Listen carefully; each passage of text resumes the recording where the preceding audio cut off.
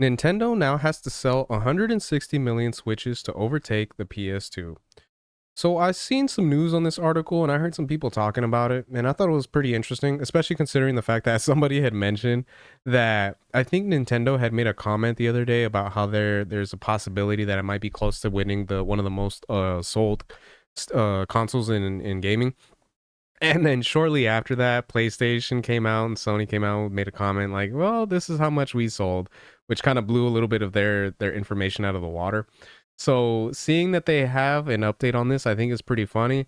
And I have some thoughts on, the Switch and everything like that versus the PS2. And I'll go ahead and give them as we go along. So we'll go ahead and read the article and then I'll go ahead and get my thoughts on that. So, PlayStation has launched a new section on its website for its 30th anniversary dedicated to celebrating all of its consoles. From the PS1 to the PlayStation VR 2, the official sales numbers are included in the older console sections, and the PS2's page confirms what Nintendo feared. It really will need to sell more than 160 Switches to become the best selling console of all time. The PS2 has been the best selling console ever for the better part of 20 years. However, the 155 million units sold that it previously boasted until yesterday was merely an estimate. It was known that the PS2 had outsold the second best selling console of all time, the Nintendo DS, and since the Nintendo handheld sold 154 million consoles, the PS2 was assumed to have sold at least 155 million, and everyone left it at that. Earlier this year, departing PlayStation boss Jim Ryan made an almost throwaway comment noting PlayStation had actually sold more than 160 million PS2s at almost any other period since the end of the PS2 era until now. That comment would have been met with an "oh cool," and the numbers would have been updated. With the Switch racking up numbers, knowing exactly how well the PS2 performed is a little more important. PlayStation 2 confirms the PS2 sold 160 units. The Switch still has a lot of work to do. So, for me, I feel like this is kind of a weird one because with how, well the PS2 has done, I can definitely see that being the case. I love my PS2. I still have it and the collection of games you're able to have on there is amazing. And it's one of those things that, the system was really well worked. It was one of those things where you got to actually have a console that was able to play DVDs, which was amazing at the time. And overall, I feel like it really is just a great console to own, and it is something I am really happy that I was able to be a part of when I played it. Now, with them selling, as many copies as they did, I feel like that is a good thing in regards to, how well the system did. But as far as Nintendo goes, I'm a little bit curious as to what we're gonna read right here in a second, as to if that would have always been the case. So let's go ahead and continue on, and then I'm gonna tell you why I think that might have been a little bit different. So Nintendo updated its sales numbers recently, confirming that the Switch had solidified its position as the third best-selling console of all time, with a tad over 146 million units sold to date. However, with the Switch 2 announcement in the offing, sales of Nintendo's newest console may have started to slow. That, combined with PlayStation's now official inflated final numbers for the PS2, might mean the top spot is out of reach for the Switch. It certainly doesn't feel coincidental that PlayStation has chosen now to confirm how many PS2s it sold. It seems feasible that Nintendo will sell 9 million more Switches and surpass 155 million. However, the additional 5 million consoles it now needs to sell to move past the PS2 might be too tall an order, especially with many who don't already have a Switch potentially waiting until the Switch 2 to buy a new console.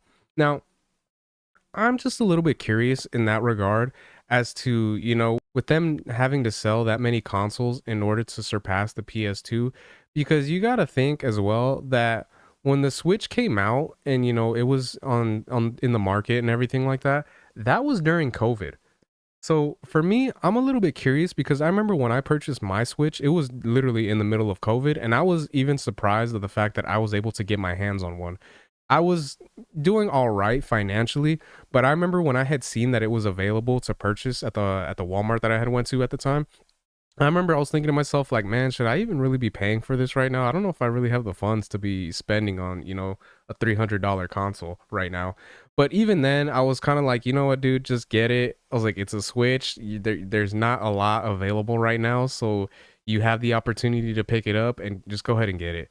So the fact that they're kind of in this place where they're trying to catch up to the PS2, It is a bit understandable again because like I said, the PS2 is a great console with a great library of games, but I feel like if there was the possibility that the Switch would have been able to be out in retail stores and everything like that, the whole lifespan that it had, I feel like there is a very real possibility it would have been able to sell more copies than what they were able to sell in that regard. And I feel like it would have been a lot closer to them reaching the PS2 in that regard.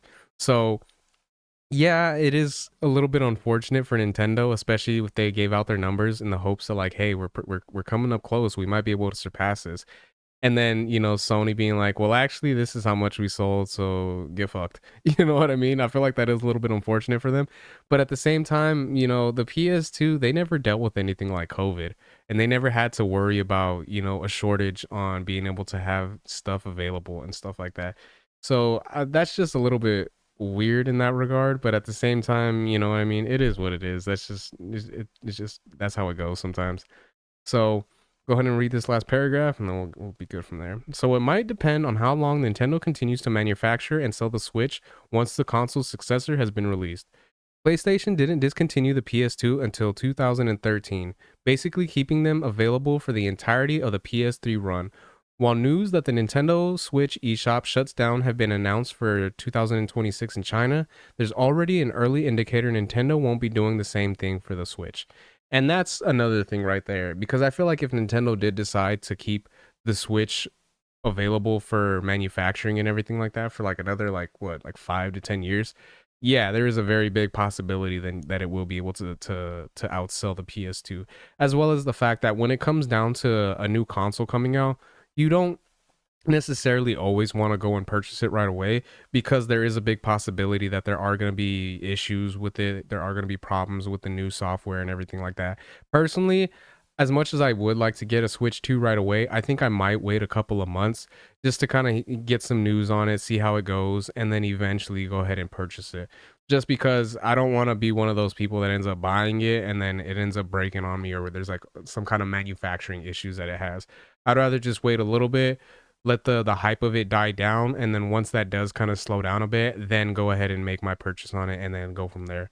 So should be interesting to kind of see the direction that Nintendo does take. I feel like once they do come out with the Switch 2, I feel like all their focus is going to be on that, and then the Switch will kind of just slowly move into the shadows, kind of a thing with them.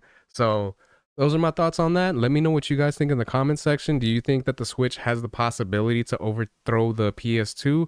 Or do you guys think it's too high of a goal to reach? So let me know what you guys think in the comment section. If you guys could like, share, subscribe, all that good stuff. If you guys have been watching this long, I really appreciate it. It means a lot. And yeah, until next time, Harmonic out. Peace.